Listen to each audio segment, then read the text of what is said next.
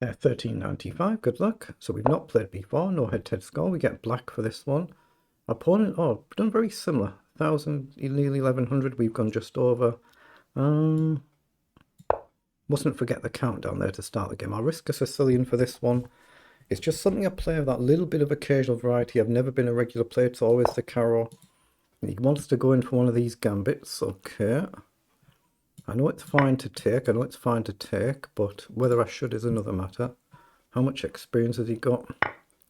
Not much blitz or bullet, it's just someone who's a rapid player. He chose to take back so we can develop the knight with a tempo attacking the queen. Now, in the Sicilian, I normally go for this card setup with e6 and a6, but I wonder whether to deviate this one and go the nice solid d6. It'll free up this bishop here. Makes it a bit more solid here so we can develop the knight. We might go for this this sort of setup. Okay, let's just block there. Sometimes we do a little bit too much talking, I suppose, but I'm going to go for this dragon type setup. Put it on the diagonal and castle. He's playing very quick, isn't he? Very quick. Was he going queenside, I'm wondering here. I mean, I could play queen up, I don't want to. I could hit the bishop. I'm going to prepare my castling. I think I'm going kingside pretty much whatever, so I'll prepare it, but I've still got to obviously react to whatever our opponent chooses to do.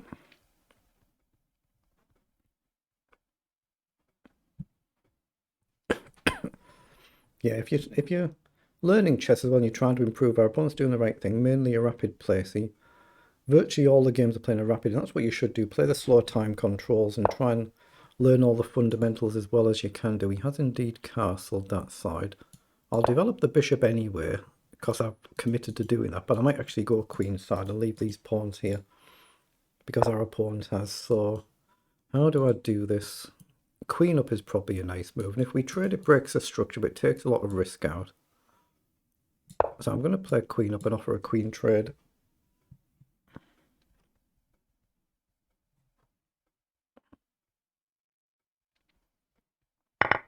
Okay, so the queen's off the board now, so we'd like him to take now to undouble the pawn, so he shouldn't really do that. I don't think he will. Or as soon as I say that, he does, so it lets us undouble the pawn. I think that makes good sense, doesn't it? He's got this pawn push if he spots it, which he might do. He might do. So I could go with the bishop instead, actually, and leave this just in case he plays this. Then I can take. Although here, if he pushes and I take, he can actually take here. Take. Yeah, that's a bit problematic, actually. Yeah, I'll go with a pawn then.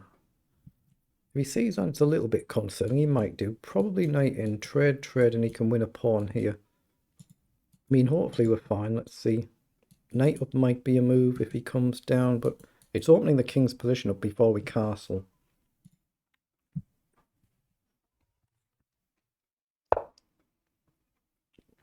Okay, he's played rook across, so it gives us that move to get castle, but it's still a problem. I could play a bishop here to create this pin. So if I go here, then he pushes. It's the same thing, it is, isn't it? Take and he takes here. So I could play knight up here with a view to coming round. That just reinforces everything, doesn't it? I like that. Let's play knight up. We'll hit the pawn and we're threatening to trap the rook, but the main purpose is to come here and deal with this initial push.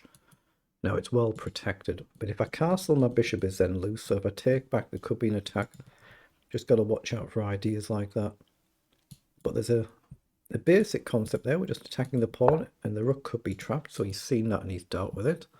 So if I do castle now, if he pushes, I can take, he takes, I take, he takes, I take, and he takes at the end. So that still doesn't work for me. So maybe I need bishop up first to attack here then. Let's do that. Get the bishop out the firing line. Again, just a simple move, but all I'm really trying to do is get castled and hopefully not get my knight trapped or anything else for that matter. Bishop here could be a move, I guess. Pawn up. Oh, he doesn't do that. So have we got the rook trapped then? If we go here, it looks like it, doesn't it? If he goes here, we can take. And if he does nothing, we can take here. So I think bishop in. But again, if he kicks our knight and we take, and he takes here, the bishop's safe to retreat. Yeah, it looks a good move. We'll just attack the rook. But there were certainly moves here. If he found that move earlier, I think it was dangerous. He's now found it. But I think we're okay to take here now. And if he takes... Can we take here? Not sure. Not sure. I think it's fine to take here. So if he takes, worst case, we can just push the pawn. Okay, so now I should be able to just take here or take with the pawn. I like the idea of going with the knight just so it's not a target. So here, if he takes now, we find a take back. So let's just take and get rid of that dangerous pawn. It feels like we're through the worst now. It doesn't mean we are, but it feels like it. If bishop down, I don't necessarily need to castle. I can just step up. He's gone there. If I take, he takes, and I grab the pawn, I lose my rook. So that's problematic. So I think we just want to calmly drop back. And if I castle, then I'll just maybe take. Okay. Do I actually castle? No, let's stay in the centre. Because the queen's off the board, a lot of material's gone. Stay in the centre. We complete development. We get the rooks connected. We can get another piece off the board. And what have we got? 7 against 6. So we're up a pawn and we're up an exchange. And now there's a pawn here with actually a checkmate threat. But he threatens to take, but that looks fine. It looks good. So I think we might as well take the pawn. The rook's not getting trapped. If he takes, we've only got the one move, so we'll pre-move to take that back. But if he plays a random move, there's a back rank checkmate threat.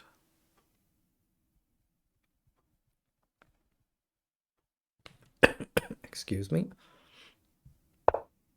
So he's seen the threat there, so he's moved out of the way. We can take another pawn. Check, he has to go here. And then bishop takes, and that's very, very bad, isn't it? That's pretty fatal, so...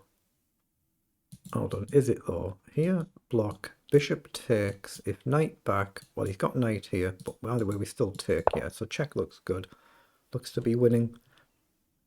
Well, everything should be winning, obviously barring mishaps, but they do happen. So, get the bishop moved, create this, and just get pieces off the board. So he's come forward, so we can take with check, he'll have to go here, or we can take here. Now he's on a light square, so he's probably fine, but this way, if he goes here, we can check and get the rook. Yeah, he's had enough. It's in an arena. We'll get on with another game there. You see, he's got the fundamentals of a good game, and it's not easy with a 700, 800 point, excuse me, rating gap. I suppose that we don't start another game, and then have a look. So 23 moves, so the move times for both players. We want to check if this pawn push was dangerous, that little bit early on. Played the Smith-Morra Gambit there. If you click on that, you'll bring up some puzzles to do. I'll do plenty of them. So let's just see, yeah, there was indeed a blip here. So we have gone wrong in the opening, something to learn. It's just for that couple of moves, but there is something gone wrong there. And then we really take advantage for move 13. So the figures 92 and 82 on the accuracy. Not many moves gone wrong for either of us, but there is a blip. So let's take a look. You can see here, queen to b6. But I only play the Sicilian just for that bit of variety. So this is where I've first gone wrong. I should have just castled there. I just gone for the opposite side castling. That was the best move instead of queen up. So somebody's +1 for white. Queen takes was good. Yeah, shouldn't have taken here. And taken with the pawn was correct. And rook h was correct. And so was rook e2. And we should have actually just played pawn forward here with b5. So it looks like the pawn down here wasn't actually an imminent threat. Might have been if I got castled, but I should have played b5 here and just started marching down the board. Okay, so bishop up was an inaccuracy then. Again, rook over allowed us to trap the rook. Taking was good. Yeah, he should have taken the pawn instead of taking back, so it's safe to take. He takes back with a check. We go to d7 where we ended up. Develops the bishop. Now here, I should play my rook across. In a game, I'd most likely actually just chop the knight there, because there's no immediate threat against me that I can see. I'll probably take the knight and then play rook across. But the engine move is rook across, shuffle your rook away to hit the pawn, then drop the knight back as a blockader. Again, I'd be more likely to just push the pawn, I would think. King b1, then f5. The engine's a little bit stronger than me though, isn't it? The engine's just a little bit stronger than I am. So that's how it should have panned out in engine language. And then the rest of the game was fairly comfortable there. He's seen the checkmate threat, so he's moved his king. He knows he can block, but it should be over now, barring mishaps. And then obviously it's in arena, so he just now gets on with another game there. But you see the fundamentals of a very good game there, so well done.